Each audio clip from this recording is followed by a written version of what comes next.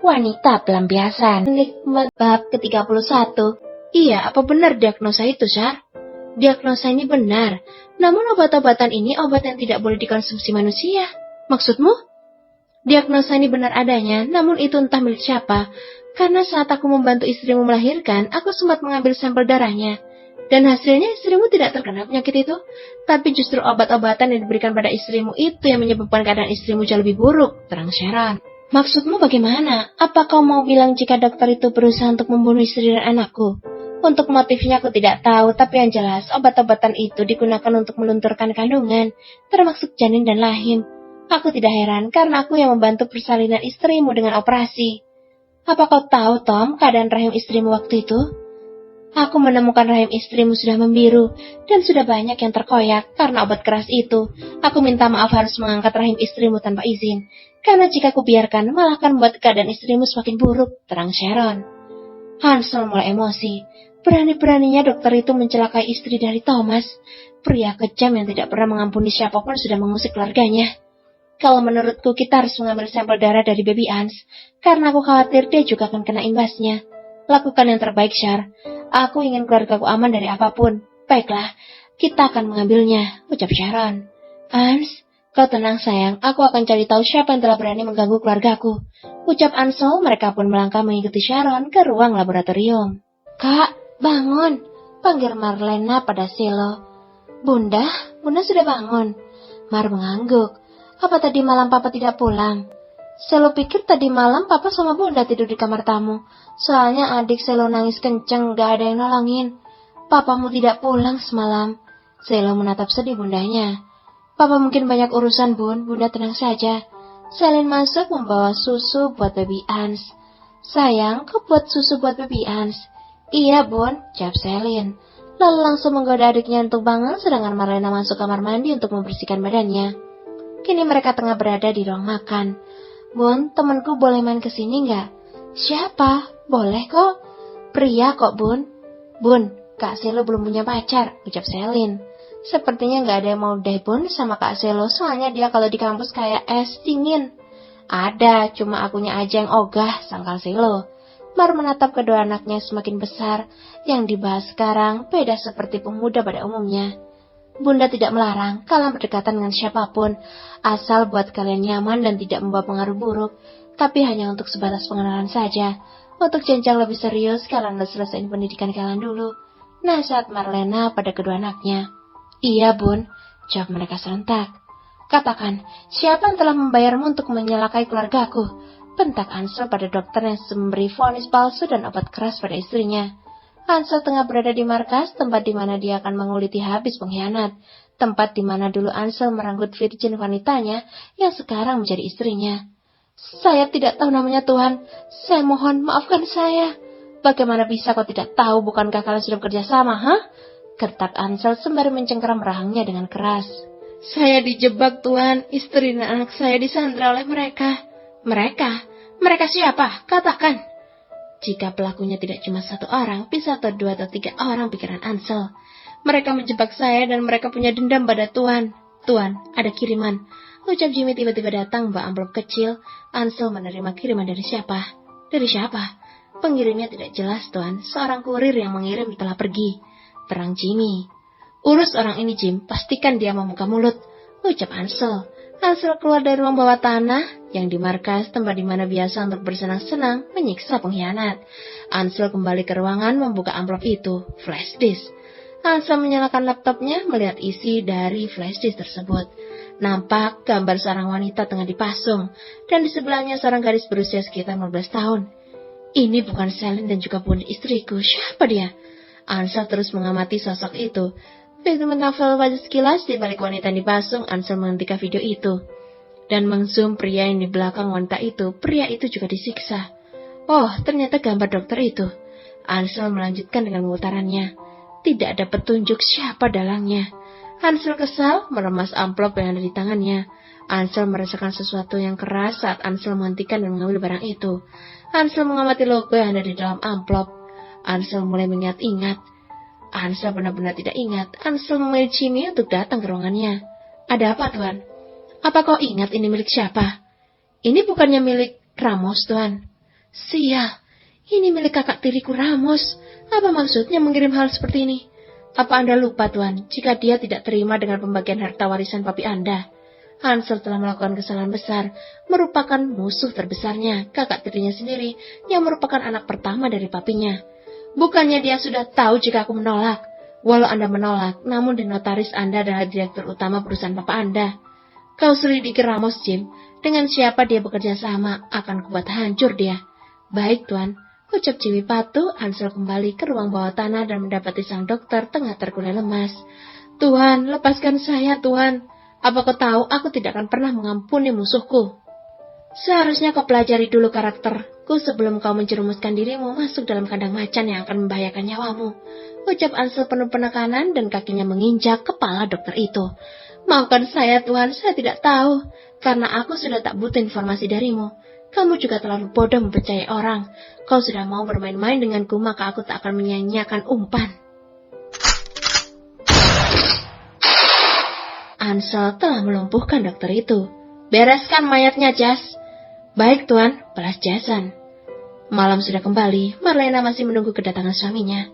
Udah 1 malam Hansel tidak datang. Kemana kau, Hans? Apa malam ini kau juga tidak akan datang lagi? Aku mengkhawatirkanmu, Hans, ucap Marlena. Marlena mendengar di luar begitu ramai dengan candaan anak-anaknya. Mereka bermain dengan baby Hans. Marlena melangkah keluar kamar. Lebih baik bergabung dengan mereka. Ada apa, Kak? Tanya Marlena. Adek Hans jatuh, Bun, jawab Selo yang langsung menggendong. Duh, kok bisa sih? Tanya Marlena. Marlena mengambil baby Hans dari gendongan Selo langsung menyusui. Baby Hans menyusu sambil tertawa karena diklikiti kakinya sama Selin. Marlena memekik karena tirinya digigit oleh baby Hans. Sakit, Hans. Spontan Marlena menyebut Hans tidak pakai embel-embel baby. Sore ini Hansel memutuskan untuk pulang, melepas rindu pada keluarganya. Sehari semalam tidak bertemu dengan mereka sungguh membuat dirinya rindu, apalagi dengan hadirnya baby Hans yang lucu dan menggemaskan. Rocky, kau antar aku pulang, tita Hansel pada Rocky. Memang Rocky yang paling handal menaklukkan udara, karena dulu dia seorang angkatan udara dan sudah bergelar kapten. Hansel segera bersiap-siap, segera berangkat pulang. Diperkirakan perjalanan membutuhkan 3 jam di udara. Tuan, iya Jim, bagaimana? Jimmy menyerahkan amplop coklat lagi pada tuannya. Apa ini, Jim? Buka saja, Tuan. Hansel membuka amplop dan mengambil isinya. Terlihat jelas di sana ada foto pria dan wanita yang tidak asing di mata Hansel. Hansel mengernyitkan keningnya. Mereka telah bekerja sama untuk menghancurkan keluarga Anda, Tuan. Kalau begitu tangkap mereka dan bawa ke sini. Aku akan pulang dulu, aku merindukan baby Hans. Baby Hans atau Mommy Hans, Tuan? Tanya Jimmy sedikit menggoda. Ah, kau ini selalu tahu apa yang ada dalam kepalaku, Jim. Balas Hansel sembari memukul pelan lengan Jimmy yang begitu berotot. Kau jaga di sini, aku pergi dulu, pamitnya. Bunda panggil papa, tanya Selin. Kesel sama baby Hans, kamu jangan godain dong, Kak. Bunda sakit kalau digigit gini. Ucapnya sedikit memberi senyuman pada anaknya. Kesel sama baby Hans atau papa Hans karena nggak pulang, pada Selin. Enggak dong, Bunda kan udah biasa jauhan sama papa. Tapi rindu kan, yang membuat wajah Marlena memerah. Sudah adek, biar bobok dulu, kalian jangan ganggu ya, ucap Marlena. Lalu membawa baby Hans tidur ke dalam kamar. Marlena sedang memeluk baby Hans untuk tidur sembari mendendangkan lagu kesukaan baby Hans. Karena setiap kali mendengarnya, baby Hans langsung tertidur. Selamat malam Nona dan Tuan Xavier Fernando, sapa Hansel pada kedua anaknya tengah mengobrol. Papa, panggil Selin begitu girang. Selin berdiri memeluk sang papa. Papa kemana aja? Papa banyak urusan. Awas saja jika urusannya tentang wanita, papa bakal nyesel, Selasilo. Nih anak kalau sama papa terlihat tersaingi kegantengannya, terlihat tidak suka jika papa bahagia. Ucap Hans sengaja memanasi putranya yang begitu melindungi ibunya. Ya, kita lihat, apa papa bisa bahagia dengan wajah papa yang sudah tidak ori lagi. Udah kerimput dengan celemeknya, Bunda masih bagusan celemeknya Bunda. Ujar Selo tidak kalah membuat papanya emosi. Selo tahu, semarah-marahnya Hansel pada anaknya tidak pernah membentak ataupun main tangan. Paling cuma dibalas dengan sindiran. Enak saja ngatain papa lebih bagusan celemek Bunda. Ujar Hansel langsung menghampiri putranya seperti biasa. Hansel akan melumpuhkan putranya hanya dengan gerakan 10 jarinya bermain di pinggang Selo.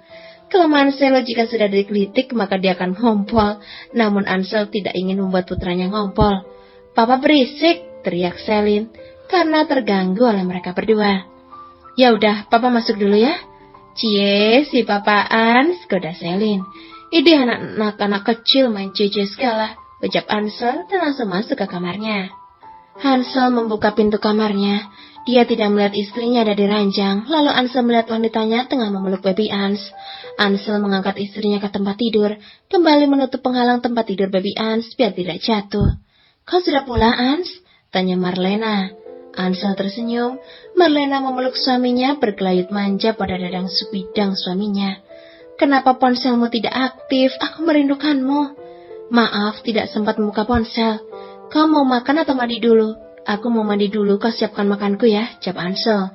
Marlena mengangguk dan segera pergi ke dapur. "Bunda mau siapin makan buat Papa, Selo juga Bunda mau makan?" "Iya Bunda, siapin sekalian," balas Marlena menyiapkan makan malam untuk suami dan anaknya. Kini mereka telah berada di meja makan. "Papa besok pergi lagi?" "Awas saja kalau urusan wanita," salah Selo. "Kak," panggil Marlena. Selo pun menyengir. "Tahu tuh, anakmu selalu begitu sama Papa. Atau jangan-jangan dia telah tertukar dengan baby lain?" Pancing Ansel dengan raut wajah dibuat sepanik mungkin. "Ans, Papa nggak ngakuin aku ini." "Sebetulnya memang iya ketukar," tambah Ansel. "Ans, sudahlah, kalian ini selalu saja ribut," kesal Marlena. Makan malam sudah selesai. Kini mereka tengah duduk di depan TV sambil menikmati sajian di layar TV, sedangkan Marlena sudah berada di kamar karena baby Ans menangis. "Itu Papa sudah datang," tunjuk Marlena pada Papa Ans yang baru masuk ke kamar. "Anak Papa kok bangun, kan ini jatah Papa sayang." Kan baby Ans juga kangen sama Papa. Mereka pun berbaring di ranjang besarnya. "Baby Ans sudah tidur?" "Sudah." "Sayang, jatahku mana?" "Jatahmu sedang terluka." "Kok bisa?" "Tadi kena gigit baby Ans." "Kalau gitu jatahnya baby buatku ya. Masa aku akan biarkan kau jadi security malam ini?" rajuk Ansel. Marlena menoleh ke arah suaminya dan menatap wajahnya. "Emang iya kau tidak tidur semalam?" "Ya Tuhan sayang, kau tidak percaya pada suamimu." "Tahu, kau ini," ucap Ansel mencium bibir istrinya. "Sayang, sekarang kan kau sudah terbebas dari vonis terkutuk itu. Boleh ya aku minta ini?" rajuk Ansel. Marlena tersenyum dan mengangguk. "Aku juga sangat rindu milikmu, Ans," jawab Marlena. Hansel memindahkan baby Ans terlebih dahulu sebelum mulai dengan ritual bercinta. Tangan Marlena mulai menyusup di dada Ansel dan juga mulai menelusuri ke bawah. Ansel mulai memainkan jarinya dengan lebih cepat, membuat Marlena tidak bisa menahan dirinya sendiri. "Terima kasih sayang, milikmu semakin enak saja," ucap Ansel sembari memeluk istrinya, mengecup kening istrinya. Ponsel Ansel berdering. "Ans, ada telepon itu," panggil Marlena. "Abaikan saja, aku ngantuk sayang," ucapnya. Namun ponsel itu pun berdering lagi. "Ans, siapa tahu penting." Ansel langsung mengangkat ponselnya. "Halo, apa sih Ray, mengganggu saja?" ucap Ansel sedikit kesal. Adiknya itu selalu mengganggu momen bahagianya. "Kak, Mommy belum pulang dari tadi siang. Apa Mommy di situ?" "Mommy kemana?" "Kalau tahu, aku tidak telepon kakak lah." "Ya udah, biar aku telepon Mommy," ucap Ansel. "Ponsel Mommy tidak bisa dihubungi, Kak. Udah dicek lokasi terakhir di GPRS belum, Ray? Sepertinya ponsel Mommy dimatikan, Kak." "Ya sudah, kau di rumah saja, biar kakak yang cari," ucap Ansel kemudian langsung menutup ponselnya. "Mommy kenapa, Ans?" "Mommy belum pulang dari siang." Ponsel Ansel kembali berdering. "Ramos?" Ansel menggeser tombol hijau. "Halo Tom," sapa wanita dari balik layar ponsel. "Mommy? Mommy di mana?" "Tenang adikku, aku hanya mengajak Mommy jalan-jalan," balas Ramos. "Ram, ini sudah malam, pulangkan momiku." "Tenang adikku, Mommy sedang menikmati indahnya malam ini, bukan begitu Mom?" "Iya Tom, Mommy suka sekali." "Sudah dulu ya adikku, aku mau ajak Mommy jalan-jalan dulu, bye," ucap Ramos lalu menutup ponselnya. "Sial kau Ramos, awas saja sampai menyakiti Mommy," ucap Ansel dalam hati. Ponsel Ansel kembali berdering. "Jimmy?" Ansel pun menggeser tombol hijaunya. "Halo Jim, ada apa?" "Apa? Baiklah, awasi terus. Aku segera ke sana," balas Ansel lalu segera menutup ponselnya. Ansel menatap wajah sang istri dan memainkan salah satu bagian tubuh dari sang istri. Ada apa, Ans? Sayang, aku harus pergi lagi. Tapi kan kamu baru aja pulang, Ans. Ini sangat urgent, sayang. Gak apa-apa ya ditinggal lagi. Hansel menekan nama Rocky. Rocky, siapkan jetnya sekarang. Siap, Tuan. Kita akan kemana? Nanti aku beritahu. Suruh Jason dan Bobby standby di markas. Hansel segera memakai jaket kulit dan topi. Kali ini Hansel tidak memakai setelan jas, karena malam ini Hansel akan mengecek barang penyelundupannya. Aku pergi dulu ya, baby. Jangan bersedih, aku akan kembali 2 hari lagi. Nggak sekalian 2 bulan. Jika diizinin, aku akan pulang 2 tahun kemudian. Kode Hansel. Nggak lucu, balas Marlena disambut dengan kekian Hansel. Aku pergi dulu ya, jaga anak-anak. Ucapnya sambil mengecup keningnya. Hansel pun melangkah keluar. Hans, kau selalu begitu, selalu membuatku ragu untuk melangkah, sayang. Kerutu Hansel kembali memeluk istrinya. Jaga anak-anak dan tetap di sini sampai aku kembali. Marlena mengantar suaminya sampai depan rumah. Hansel telah menaiki jet pribadinya menuju pelabuhan. Hari ini Hansel akan mengecek barang-barang penyelundupan yang baru datang. Tuan, kita kemana? Bersama